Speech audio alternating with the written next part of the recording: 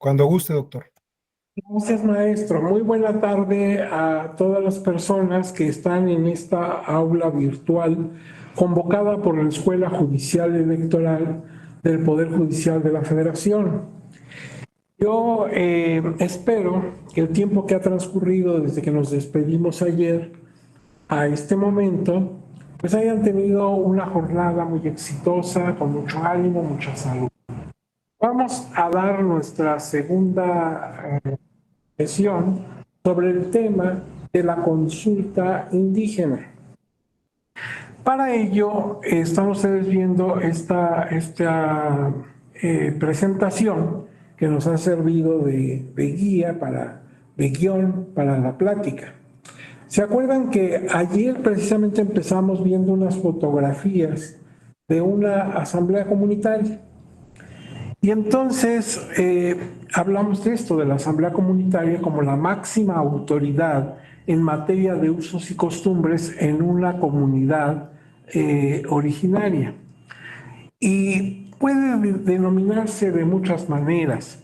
Se trata finalmente de la máxima autoridad en una comunidad indígena, ahora también afrodescendiente. Y ella, la asamblea comunitaria, es la que determina la validez y vigencia de sus propias normas. Si nosotros queremos saber cuáles son los usos y costumbres que ahí se aplican, pues la que puede respondernos es esa asamblea. También elige a sus autoridades constitucionales, municipales y tradicionales. Es el órgano donde vamos no solamente a discutir asuntos de la comunidad y tomamos decisiones, sino también se elige a las autoridades internas de esa comunidad. Entonces es como el corazón o tal vez el cerebro de esa comunidad.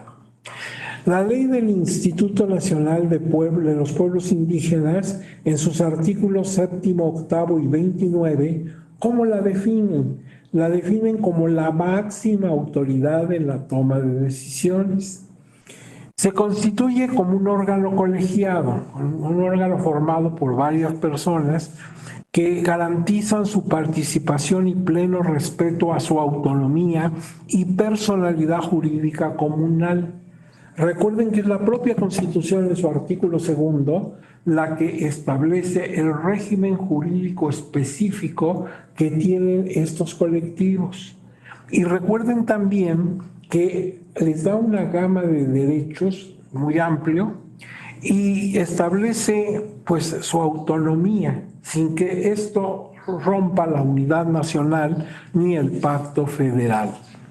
Ahora bien, se debe tomar en cuenta la opinión de los pueblos indígenas a través de sus órganos tradicionales de representación para el establecimiento de los programas, proyectos y acciones tendientes al desarrollo de las comunidades y a su bienestar, plasmados en planes de desarrollo municipal con respecto a sus formas de producción, comercio, usos, costumbres, etcétera.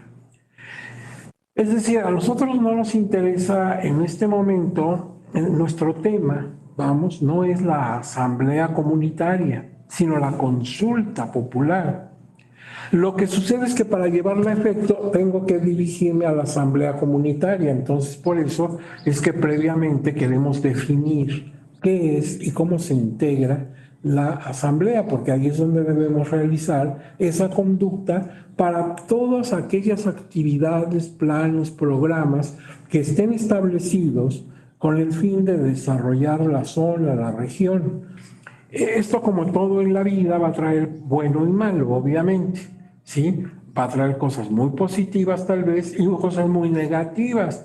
No en balde, pues puede impactar el medio ambiente, con ello la fauna del lugar, la productividad, etc. Entonces, antes de mover una piedra, hay que platicar con la comunidad y consultar su punto de vista. A eso es lo que se refiere nuestro tema. En la asamblea comunitaria se resuelven problemas de trabajo comunitario, problemas de tipo administrativo general como los servicios públicos y se deciden formas de elección de autoridad constitucional, municipal o representaciones ante municipios. ¿Se acuerdan que en una población donde no todos sean indígenas, pero sí un porcentaje significativo haya de ellos, bueno, pues tienen derecho a nombrar sus representantes ante el ayuntamiento que se constituya? Pueden participar, según sea el caso, personas desde los 15 años de edad. Esto rompe nuestro esquema cultural, nosotros que no vivimos en una comunidad, porque un jovencito, un adolescente de 15 años, pues no tiene participación política. Sin embargo, con base en esos usos y costumbres, pueden participar ya personas de esta edad tan joven. Los cargos tradicionales se dan por experiencia y compromiso con la comunidad.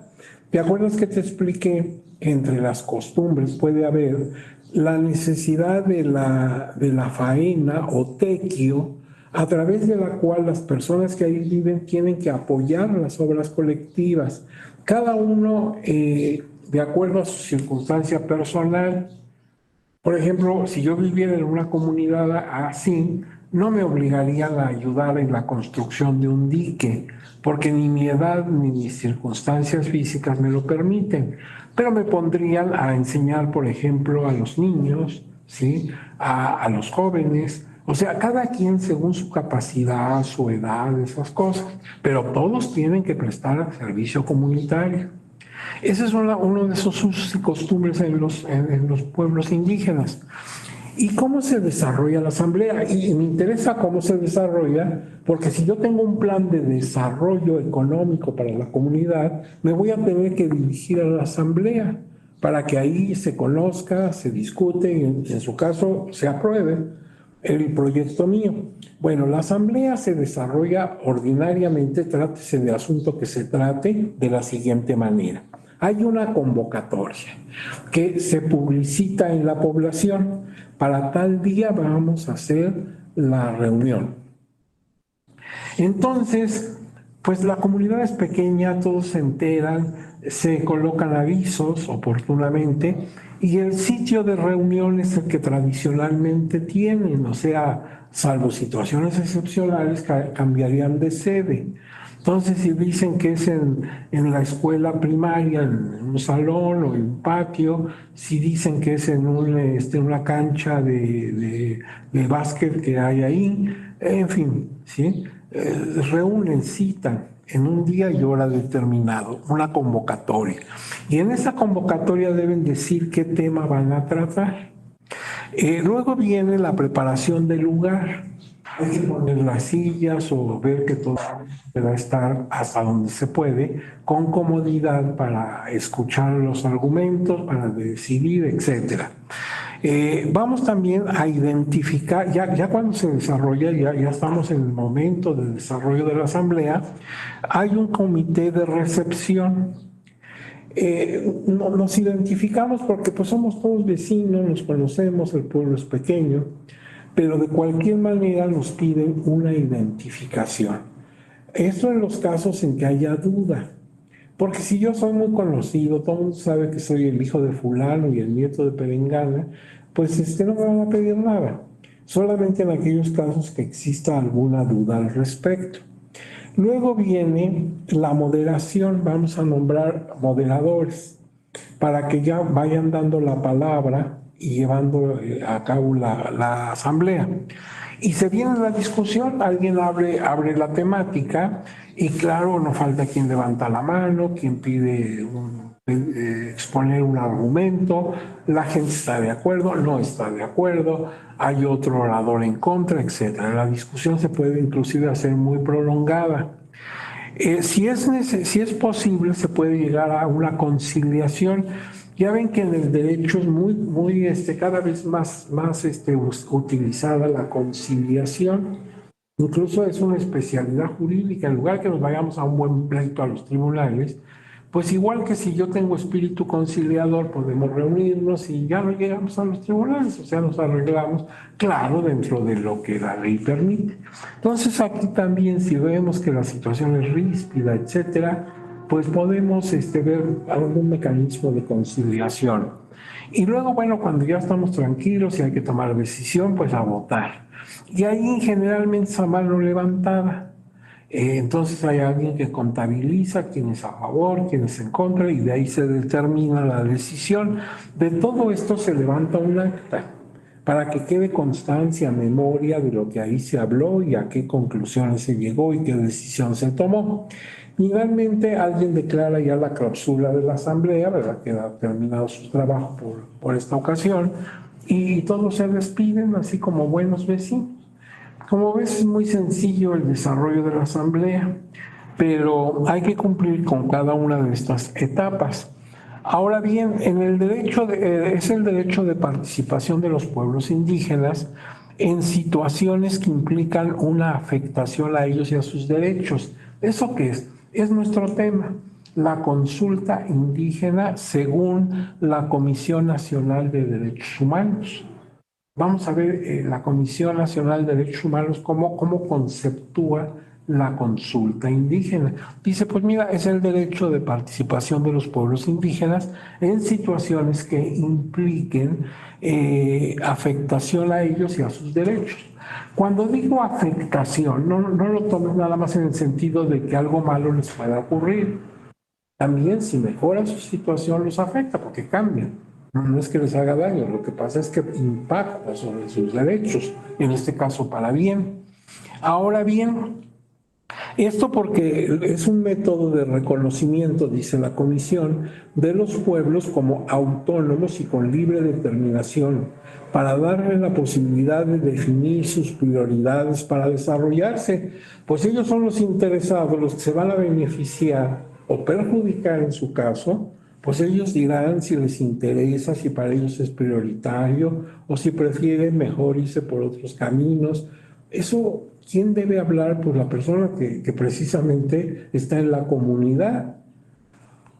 Otra cosa, vamos a ver qué dice la tesis 40 de 2011 del Tribunal Electoral del Poder Judicial de la Federación. Ahorita lo que estoy haciendo es tratando de definir la consulta. Ya vi lo que opina o lo que dice la Comisión de Derechos Humanos. Pues ahora voy a ver el tribunal cómo se manifiesta frente a la consulta.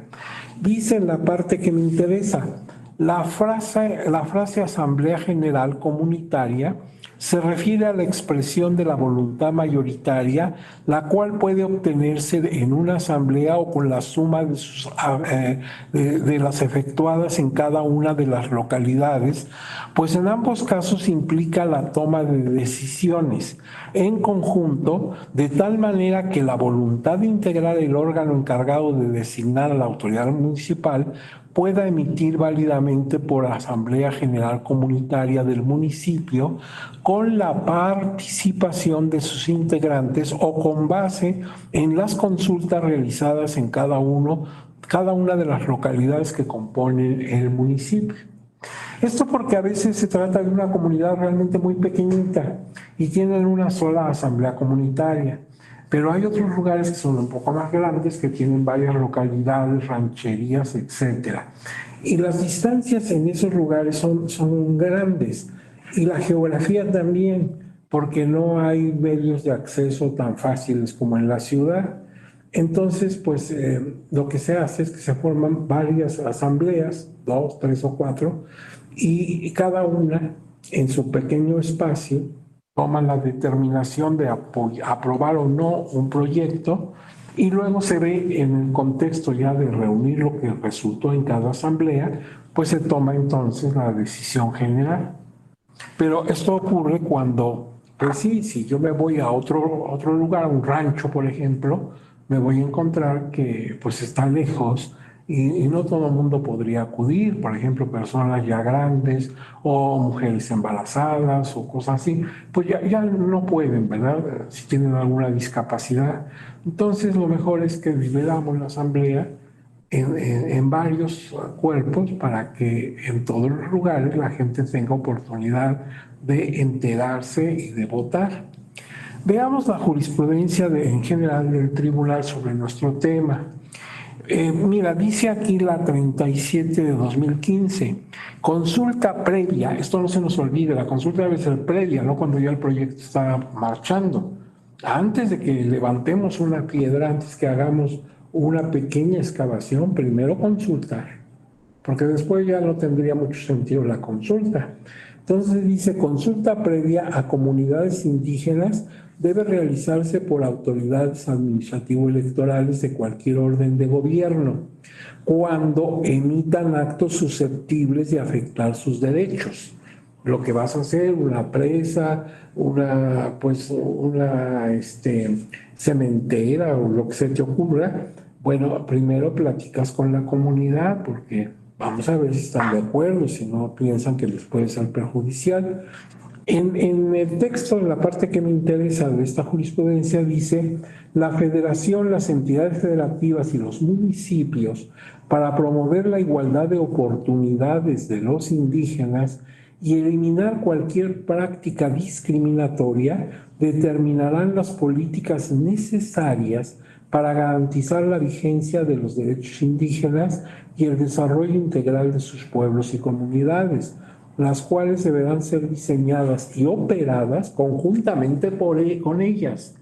O sea, si vas a poner aquí, por ejemplo, una empresa que va a producir pues, y que vas a tener trabajo, pues qué mejor que sea la propia gente de ahí la que pueda participar en esa empresa, la que pueda trabajar ahí. Si necesita capacitación, pues proporciónaselas. Seguramente no son personas especializadas en el trabajo que tú quieres, pero podrías capacitarlos para que se desempeñen bien y ahí tendrían una fuente de trabajo. En lugar de que traigas gente de afuera, pues que sea la propia comunidad, si está interesada, en que obtengan plazas en esa empresa. En este sentido, las autoridades administrativas electorales de cualquier orden de gobierno tienen el deber de consultar a la comunidad interesada mediante mecanismos eficaces que garanticen su conocimiento y por conducto de sus instituciones representativas cada vez que pretendan emitir alguna medida susceptible de afectarlas directamente sin que la opinión que al efecto se emita vincule a la autoridad administrativa. Te vamos a escuchar y finalmente se tomará la decisión, pero ya habiéndote consultado. Otra cosa importante, el procedimiento por el cual se presenta a los pueblos y comunidades indígenas iniciativas, propuestas de planes y programas de desarrollo, modelos de políticas públicas y reformas institucionales que les afectan positiva o negativamente, con el propósito de obtener su consentimiento, la consulta debe ser previa, informada, completa, veraz, de buena fe, culturalmente adecuada y libre. Fíjate, si tuviéramos un examen, que ya sabes que no lo vas a tener, no te asustes, pero si hubiera un examen y te dijeran, a ver, características que por ley debe tener la consulta indígena o la consulta a las comunidades indígenas. Bueno, pues primero debe ser previa. Antes de que hagamos nada, consulta. Pero entonces debe ser previa. Informada. Quiere decir que le aportes toda la información posible a su nivel para que lo entienda, no con términos técnicos que nadie entiende más que los expertos. A mí mismo, si me haces una consulta sin ser indígena, en términos técnicos que solamente manejan ingenieros o cosas así, pues no le entiendo nada, aunque soy abogado y tengo posgrado, pues no entiendo de ingeniería. Entonces, vamos a explicarlo como diríamos con palitos y bolitas, ¿verdad? Para que lo entiendan bien. Debe ser completa, no puede haber quedar oculto algo o que ya lo dijiste. Esto todo tiene que ser completito, todo el panorama. Tiene que ser veraz, auténtica. Si sería una infamia engañarlos, ¿sí? Entonces tienes que decir la verdad. Por eso si hay algunos aspectos negativos que puedan, por ejemplo, impactar al medio ambiente, pues hay que decirlo, ¿sí? No escondas una carta debajo de la mesa. De buena fe, o sea, vamos a actuar de buena fe. Ustedes me lo pedirían, si yo voy a hacer algo que puede perjudicarlos o beneficiarlos, dirías, maestro, háblenos con la verdad. Vamos a hablarnos con buena fe, ni usted engaña ni nosotros. estamos entre gente honesta. Luego, debe ser culturalmente adecuada, o sea, de acuerdo a su contexto cultural. Si, por ejemplo, no hablan español, son monolingües, pues tenemos que ver que una persona les traduzca lo más posible al pie de la letra lo que estamos diciendo, ¿sí? ¿Por qué? Porque ellos no me van a entender. Por ejemplo, en mi ejemplo, pues no tienen dominio del español. Y además libre. Nadie va a ir coaccionado, nadie lo van a amenazar. Si no votas a favor, no. Su voto, cuando finalmente lo tomen, es libre. Ya lo pensó, ya vio pros y contras y decidió. Se considera que hay cambio o afectación de derechos colectivos o comunitarios si se producen cambios en su ejercicio o en su situación jurídica. Es decir, si en algo se afecta tu situación jurídica, necesariamente quiere decir que hay afectación de derechos colectivos o comunitarios. ¿Y dónde está regulada la consulta indígena? Pues en la Constitución. ¿Se acuerdan que lo vimos ayer? En el artículo segundo, apartado B, fracción 9. ¿Se acuerdan que hasta lo separé? Fuimos viendo fracciones de derechos que tienen los pueblos indígenas, por ejemplo, a su medio ambiente, a conservar su lengua, a muchos derechos tienen. Y llegamos al 9, lo separé porque ahí en el 9 y último está en la consulta indígena. Por eso se lo separé para que quede más claro. Y cuando tengas este documento, esta presentación, lo vas a ver tú directamente. También, bueno, eso es a nivel constitucional, pero si me voy a documentos de carácter internacional, convencionales, entonces tengo el convenio 169 de la Organización Internacional del Trabajo. Este documento se refiere a los derechos de los pueblos tribales y originarios, caso de los indígenas. México es titular de ese convenio, firmó y ratificó en su oportunidad. Entonces ahí, si tú lo ves en pantalla, los artículos 6, 7 y 25 del convenio este, que es muy importante para el régimen de los indígenas, el convenio de la OIT, entonces ahí me encuentro que está la consulta previa. También en la Declaración de la ONU sobre los derechos de los pueblos indígenas, y ahí están los artículos que tú puedes ir a ese documento y ver que se refieren a el régimen de la consulta indígena. Su objetivo principal es llegar a un acuerdo o incluso lograr un consentimiento referido a las medidas propuestas y ha cobrado mucho impulso a partir de la década de los 90. O sea, en realidad fue paralelo a que se reconociera el derecho en general de los pueblos indígenas. ¿Se acuerdan que ayer vimos un caminito que empezó desde allá por los años 30, con la creación de un departamento de asuntos indígenas? Luego el famoso congreso que hizo en Pátzcuaro, Michoacán, el señor general Lázaro Cárdenas, siendo titular del Ejecutivo Federal.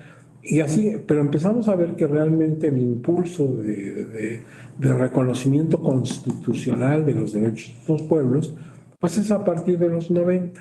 Y entonces, paralelamente, fue que surgió la consulta indígena. La declaración de la ONU, antes aludida, en la que vimos hace un momento, implica la obligación de obtener el consentimiento de la comunidad indígena en caso de desplazamiento forzoso de la población.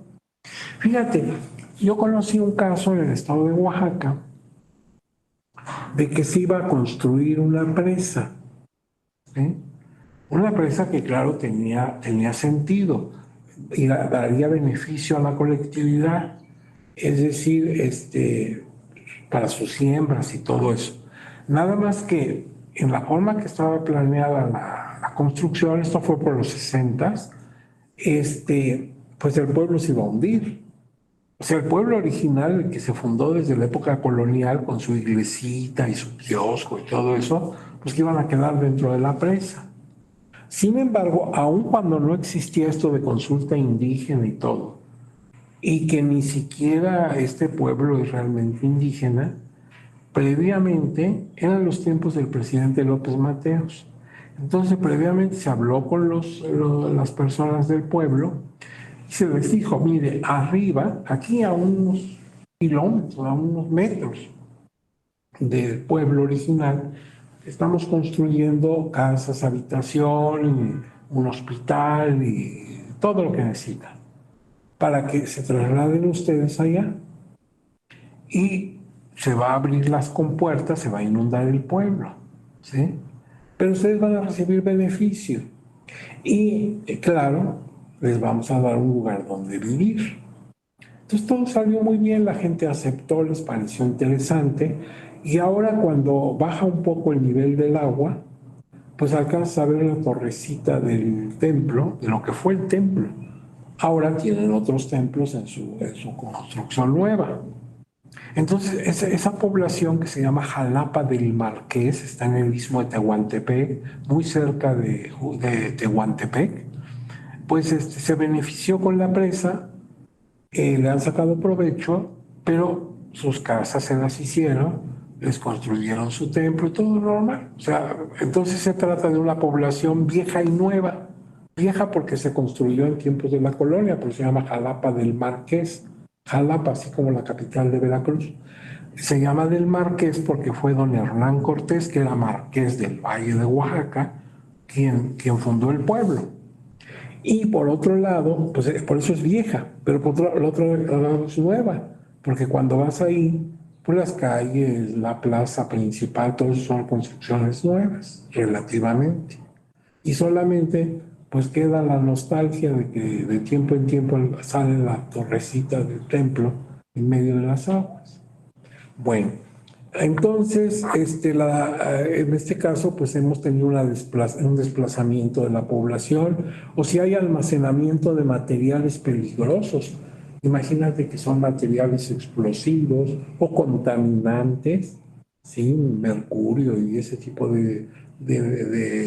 pues, de elementos químicos que pueden ser muy dañinos a la salud, o si hay afectación de bienes religiosos, como el caso que te estoy diciendo, la iglesia se quedó abajo, culturales, intelectuales o espirituales, pues todo eso hay que platicarlo con la población y precisamente llegar a un arreglo. O sea, vas a perder tu iglesia, pero vamos respetando tu derecho de libertad religiosa, no te preocupes, te vamos a construir una nueva. Las imágenes que tú venerabas en ese templo, obviamente las vamos a rescatar y las pondremos en el nuevo templo. O sea, debes entender su cosmogonía, no puedes atropellar lo que significa su cultura, sus tradiciones, su fe religiosa, etc. Ahora bien, en el Foro Permanente de la Organización de Naciones Unidas para Cuestiones Indígenas desde 2002, se han emitido múltiples recomendaciones para procurar la mayor participación posible de las personas integrantes de las comunidades originarias en las decisiones que les puedan afectar directa o indirectamente. Algo similar han hecho el Banco Mundial, la Corporación Financiera Internacional y el Banco Interamericano de Desarrollo en cuanto hace a los proyectos que están financiando. Si para el proyecto que tenemos se requiere, por ejemplo, un financiamiento, un préstamo de estas instituciones, te dicen sí, cómo no, vamos a ver tu proyecto, a ver si es idóneo, si es probable, si tiene sentido. Pero además de ver técnicamente tu proyecto, tienes que hacer consulta previa. Si aquí no queremos tener después un problemón con estos pueblos y que se cancele la obra. Entonces, para prestarte dinero, para financiar tu proyecto, vemos dos cosas. Lo idóneo, lógico y bien trazado que tienes tu proyecto, eso lo verán los especialistas, pero me haces consulta previa para que tengas el consentimiento de las personas que se pueden ver afectadas. Veamos algunos casos internacionales. Hay muchísimos, sería pues realmente todo un curso ver exhaustivamente estos asuntos. Pongamos algunos. Mira, el que se conoce como Salamaca contra Surinam. Surinam es un lugar en América del Sur que en alguna ocasión fue Guyana o Guayana. Esto ocurrió en 2007. 2007. A ver, alguien ha levantado su mano. A ver, ¿qué desea la persona que levantó su mano? Porque no alcanzo a leer el letrero. Abra su micrófono y lo escuchamos o la escuchamos. Buenas tardes, doctor. Muy buenas tardes. Yo nada más le pedía si nos pudiera compartir su presentación. Está muy interesante y en ese sentido era mi comentario. Ya estaba hecho esto, lo platicamos desde ayer. Y yo no se los voy a mandar hoy mismo porque ya el horario no alcanza para que se lo mandemos. Pero en el curso de mañana, que por cierto es Día Internacional de la Mujer, yo sé que no se las puede felicitar porque no es una alegría, es una conmemoración de una gran tragedia que ocurrió a algunas damas que vivieron una aventura terrible en los Estados Unidos. Pero desde aquí, con todo y eso, les mando un saludo muy cariñoso a todas las damas que están en esta situación virtual. Y no solamente un saludo muy, muy afectuoso, sino muy respetuoso. ¿Sí? Mañana es tiempo de meditar, de reflexionar. Y yo, pues de veras, de corazón estoy con ustedes porque quizás la vida me llevó a que en mi familia siempre hubo mujeres triunfadoras. Mi madre, mis abuelas, mis tías fueron mujeres activas, profesionistas. Entonces, para mí que la mujer estuviera por todos lados desarrollando sus actividades, pues para mí así es la vida, es como el día y la noche, o sea, no me sorprende.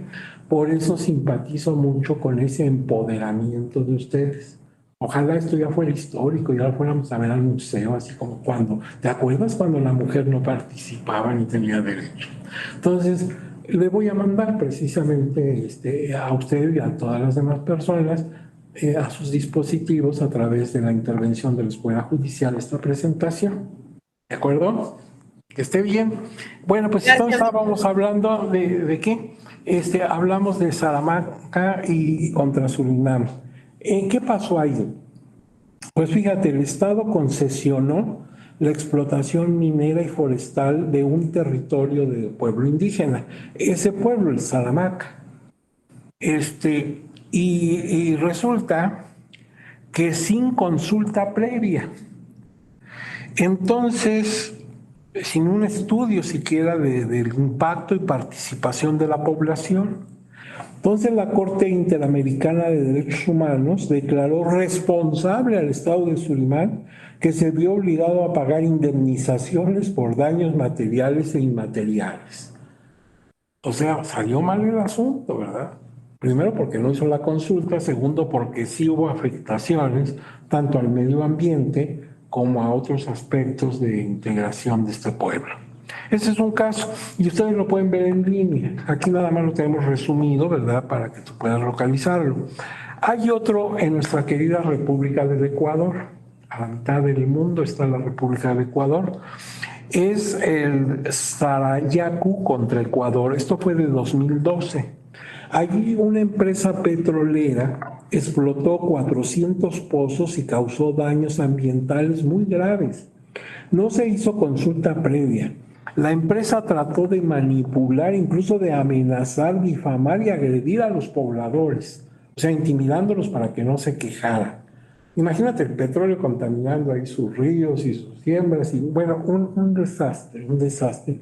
La Corte Interamericana, cuando conoció este caso, declaró culpable al Estado ecuatoriano por celebrar el contrato de concesión sin consulta previa y por negligencia al permitir la afectación ambiental y la violencia sobre los pobladores, por lo que debían retirarse los materiales explosivos, realizar la consulta previa, tomar medidas de protección al medio ambiente e indemnizar a los pobladores por daños materiales e inmateriales sufridos. Así lo dice la comisión. Entonces salió para esta empresa pues muy caro su error.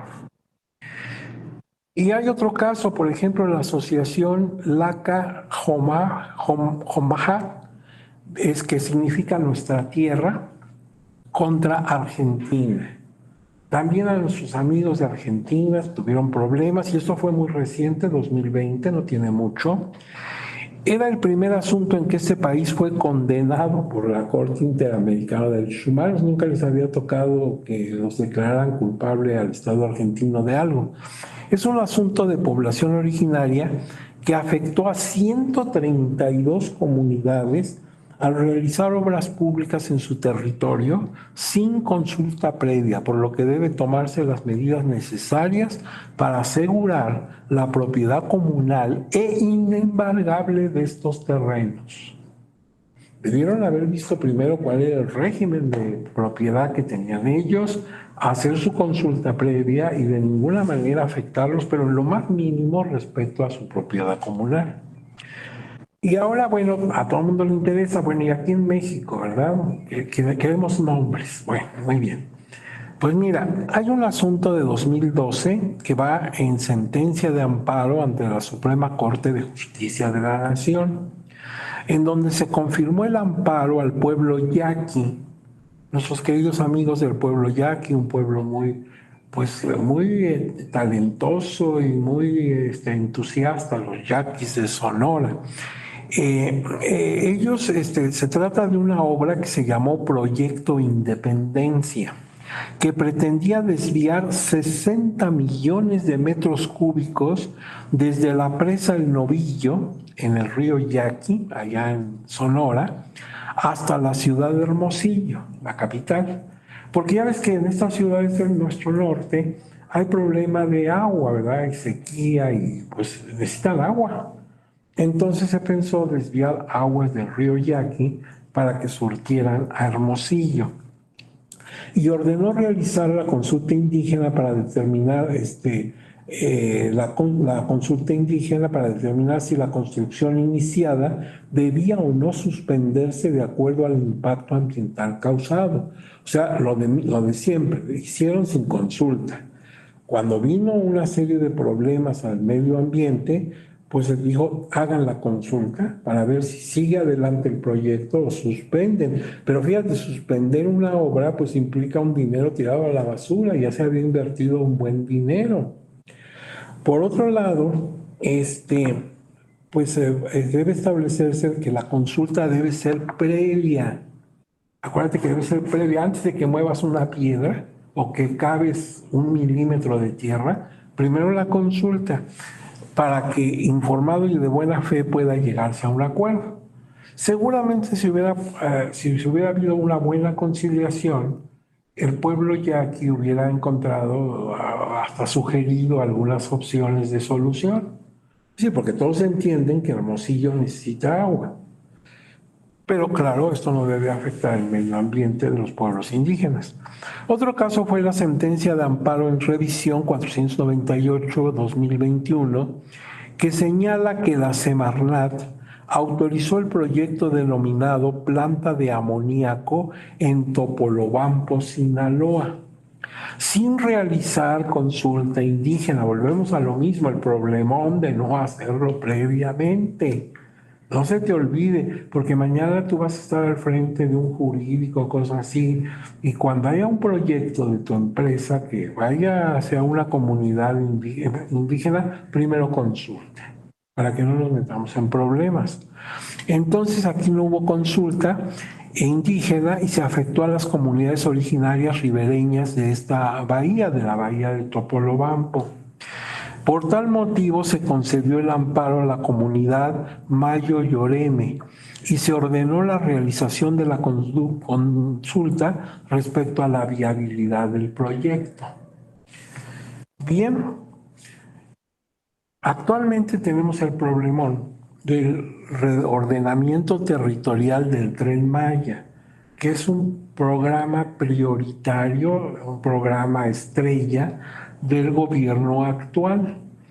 Entonces, se ha vuelto en algunos momentos muy controversial el tema de la consulta indígena, porque en el caso concreto de la construcción de este tren, en virtud de que no queda claro el procedimiento que se ha seguido en las comunidades indígenas involucradas, y sobre todo el cómputo del resultado de tales consultas y si se practicaron hechas las comunidades indígenas y el grado de afectación al medio ambiente de la región.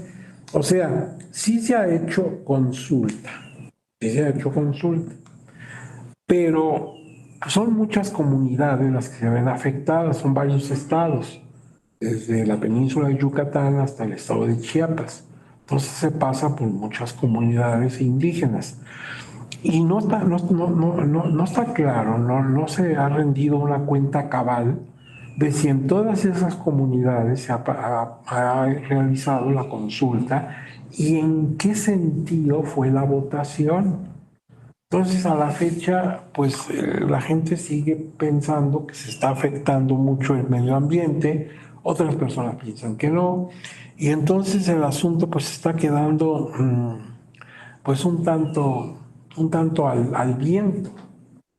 Ahora, tenemos otra situación, por ejemplo, la Suprema Corte de Justicia de la Nación resolvió el pasado 18 de agosto de 22, o sea, apenas hace unos meses, la controversia constitucional 56/2021 que impugna varios artículos de la ley municipal del estado de Michoacán, promovida por el municipio de Tangamandapio, que se publicó oficialmente el 30 de marzo de 21. En la resolución, en donde hay incluso suplencia de la queja, se manifestó que no se realizó la consulta comunitaria, afectando así a las comunidades originarias, por lo que se declaró la invalidez de las normas impugnadas. O sea, antes de que el legislador impactara las normas, se debe haber hecho la consulta, porque se trata de una ley municipal del estado de Michoacán y algunas disposiciones que ahí se contienen, las comunidades sintieron que se les afectaba. Se debería haber hecho antes una labor por parte del legislador local, una labor de consulta a las comunidades. Entonces pues la resolución es en el sentido de que se haga esa consulta y se vea si se validan o no las normas. Ahora, ¿cómo está la situación de México ante la consulta indígena? Hay estados que cuentan con una ley específica de consulta indígena. Por ejemplo, San Luis Potosí, Durango, Oaxaca. Otros estados las contienen en otras leyes, no en una ley específica de consulta indígena, pero sí tienen disposiciones. Por ejemplo, Chihuahua, Hidalgo, Morelos, son ejemplos. En junio de 2020, la Suprema Corte ordenó al Congreso de la Unión legislar al respecto y en abril de 2021, la Cámara de Diputados del Congreso de la Unión aprobó el proyecto para una ley general sobre la consulta indígena. Entonces, así se va a denominar esta ley, Ley General de Consulta de los Pueblos y Comunidades Indígenas y Afromexicanas. Establece dos tipos de consulta: para obtener consentimiento con respecto a medidas específicas y las que no requieren ese consentimiento. Porque seguramente una de tus preguntas sería esta: a ver, ¿lo que decida la Asamblea Comunitaria es vinculante o no? O sea, ¿detiene un proyecto o no lo detiene? Depende. Precisamente por eso la ley debe especificar cuando sí es determinante para un proyecto, cuando puede que no lo pare, solamente lo modifica. Ahora bien, a ver, puntos de vista de la Comisión de Derechos Humanos, aquí están mal las siglas, sobre consulta indígena. Se recomienda la consulta de la obra, a ver, y aquí es muy bueno que tengan ustedes la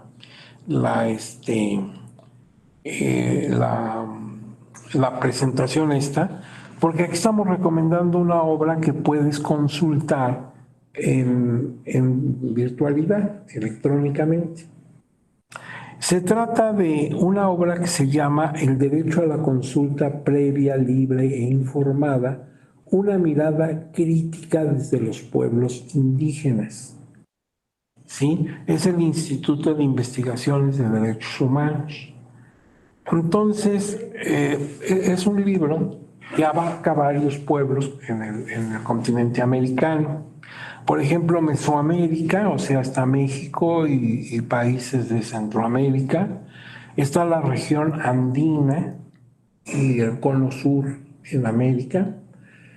Y el Instituto Interamericano de Derechos Humanos, que tiene su sede en San José, Costa Rica, 2016. Corrijo, las siglas si están bien. La consulta es un mecanismo democrático para la adopción de decisiones, una obligación internacional y un derecho de los pueblos indígenas. Fíjate, este concepto de consulta que ofrece en esta obra, que te ruego si el tema te interesa, métete a tu computadora, localiza este libro, se llama El derecho a la consulta previa, libre e informada, una mirada crítica desde los pueblos indígenas. Más que crítica es comparativa. ¿Cómo se ha resuelto esto de la consulta indígena en México, en los pueblos indígenas de México, pueblos de Centroamérica y algunos pueblos de América del Sur? Pero fíjate una cosa, esa definición, porque está incluso textual, está con comillas, me gusta más porque dice que la consulta es un mecanismo democrático. Queda claro entonces que corresponde al tema de su diplomado, porque tu diplomado es diplomado en democracia incluyente y participativa. Por cierto, aquí hago un pequeño desliz, un pequeño paréntesis, para comentarles que si una democracia no es incluyente y participativa, pues ¿qué crees? No es democracia. La democracia por sí misma, por su propia morfología de la palabra, tiene que ser incluyente, ¿sí? Y participativa. La tuya dice incluyente y deliberativa, que son cosas distintas. Pero esto de que sea incluyente, pues bueno, si tu democracia no es incluyente, pues no sé qué tipo de gobierno tengas, una dictadura o cualquier cosa así, pero democracia no. La democracia por naturaleza es incluyente. Si a alguien no se le incluye, si a un colectivo no se le incluye, pues no es democracia, así de simple. Ahora, entiendo lo que queremos expresar. Queremos expresar precisamente que a nadie se le margine y por eso se ven los grupos que desgraciadamente a través de la historia han estado marginados, como los pueblos originarios, pero no son los únicos. Ahora bien, entonces dice, la consulta para el instituto es un mecanismo democrático para la adopción de decisiones. Esa es una cosa. Antes de decidir, pues tengo que enterarme de qué es lo que voy a decidir. También es una obligación internacional, porque los derechos humanos tienen alcance internacional. Si alguien afecta derechos humanos en Ecuador, en Ghana o en Polonia, me afecta a mí. ¿Por qué? Porque son derechos humanos. Una ofensa a ellos afecta a todos. Y eso además un derecho concreto de los pueblos indígenas. O sea, esta definición es muy completa, abarca muchos aspectos. Ahora, la Suprema Corte de Justicia, ¿cómo considera en México a la consulta indígena? Dice que es obligación de las autoridades de los tres órdenes de gobierno impulsar el desarrollo regional de las zonas indígenas. Eso sí, por eso leímos ayer el artículo segundo constitucional. Ves que la Constitución tiene el interés que se desarrollen las comunidades. Basta de tenerlas marginadas, empobrecidas, sin educación, sin servicios de salud, con problemas de mil tipos.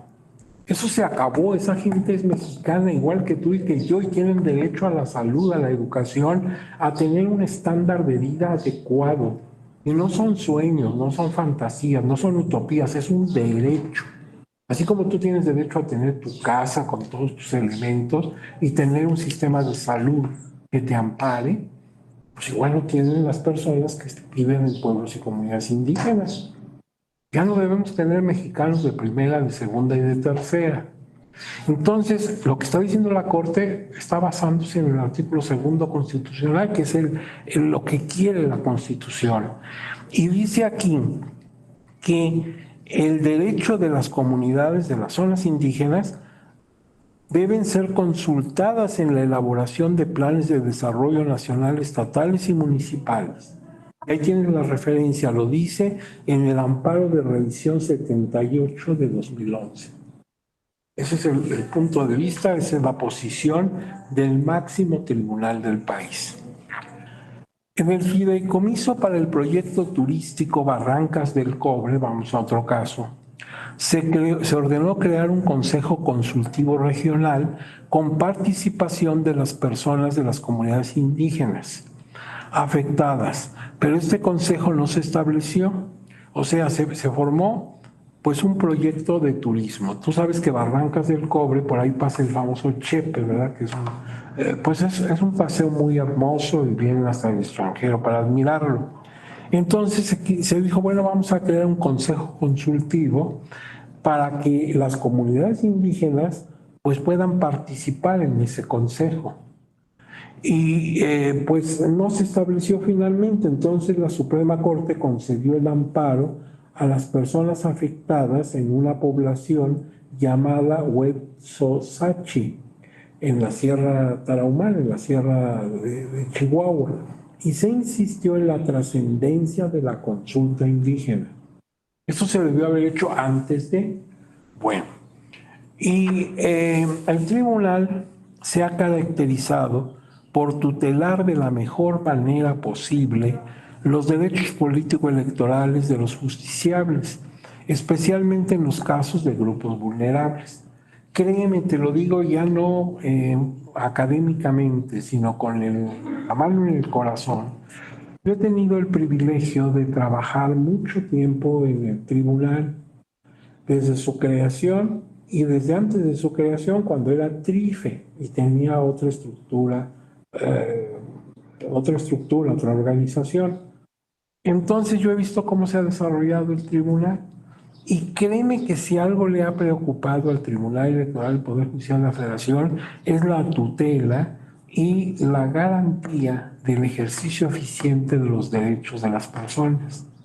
Gracias a la labor del tribunal se ha impulsado el respeto a los derechos de las mujeres, el respeto al derecho de los indígenas, el respeto al derecho de la comunidad lésbico-gay, en fin, a muchos colectivos que siempre permanecieron en la sombra. El tribunal ha hecho una labor enorme. Y entonces se procede en ocasiones a solicitar estudios especializados de antropología social, incluso se aceptan opiniones o dictámenes de los llamados amigos Curie. Los magistrados no tienen por qué saber todo en materia de antropología y de origen de las comunidades y todo eso, pero hay gente especializada.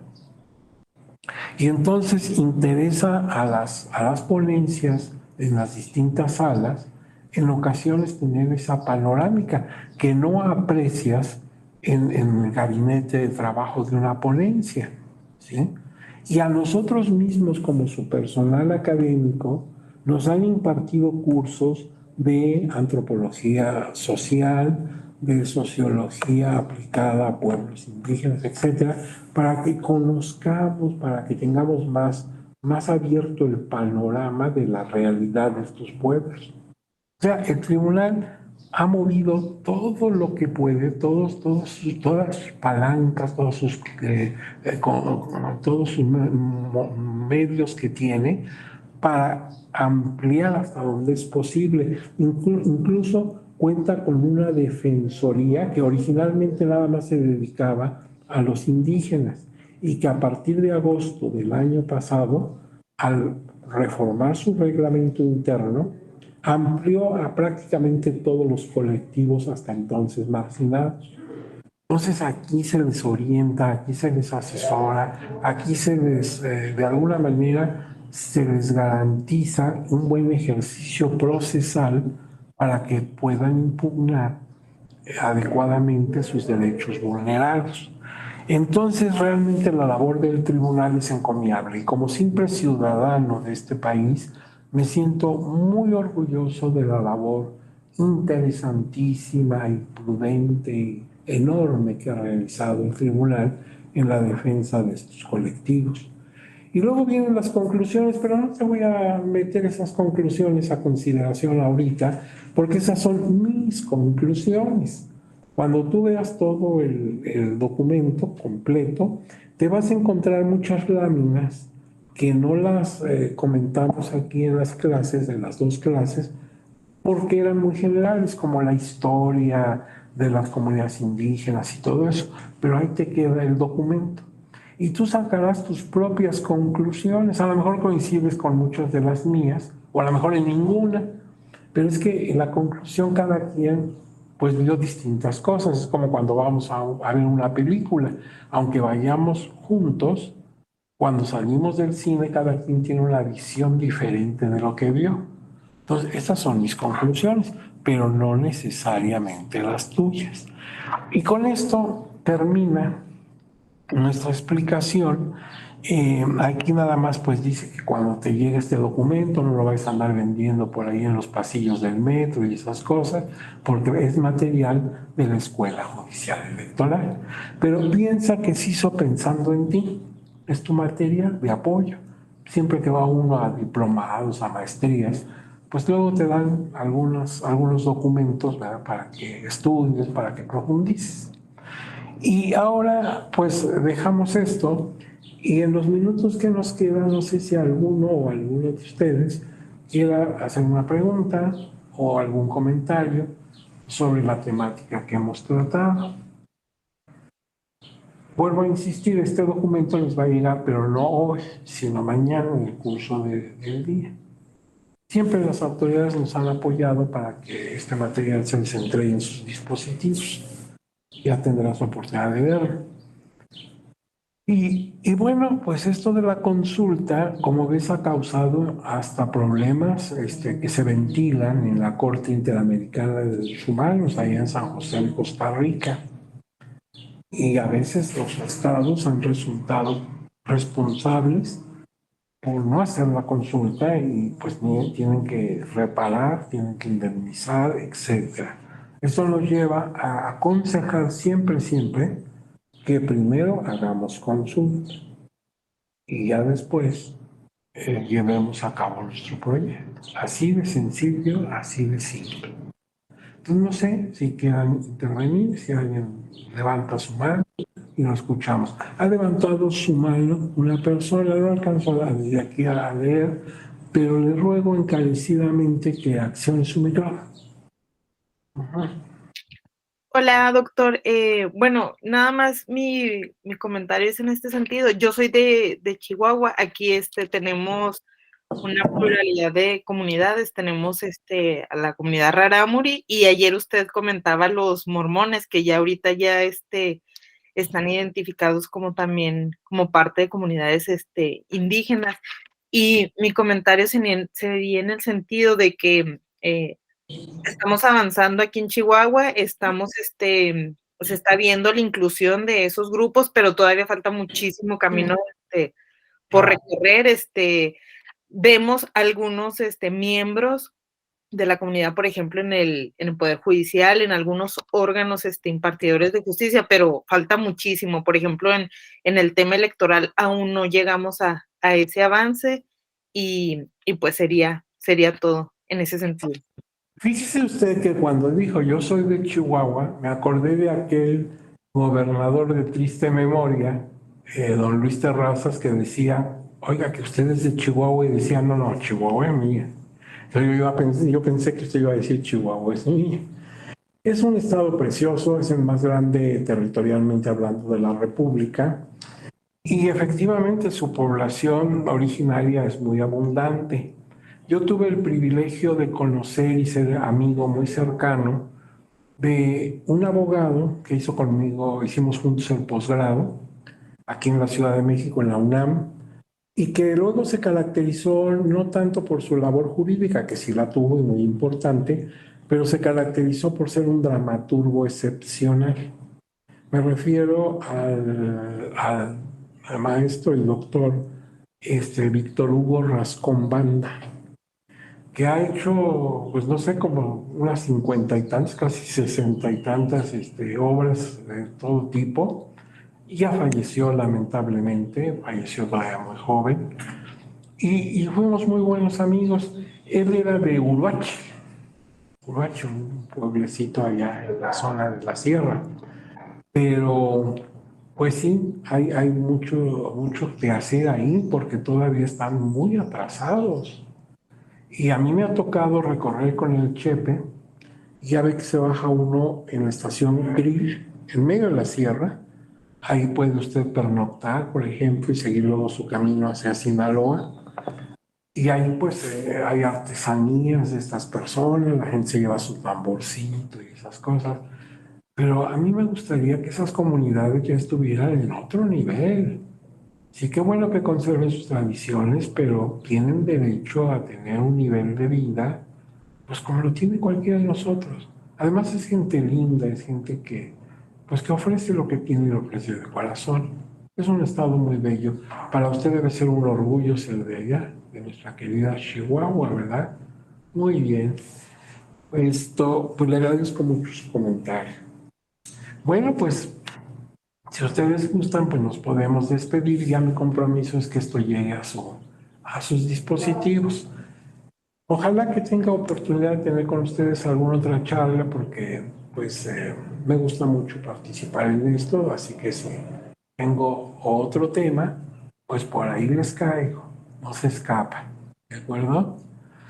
Nuevamente repito mi saludo muy cariñoso y respetuoso a todas las damas que nos acompañan para mañana, que tenemos esa conmemoración, y espero verlas a todos y a todos muy pronto. Nos despedimos. Maestro Don Jaime, me despido de usted. Gracias, doctor.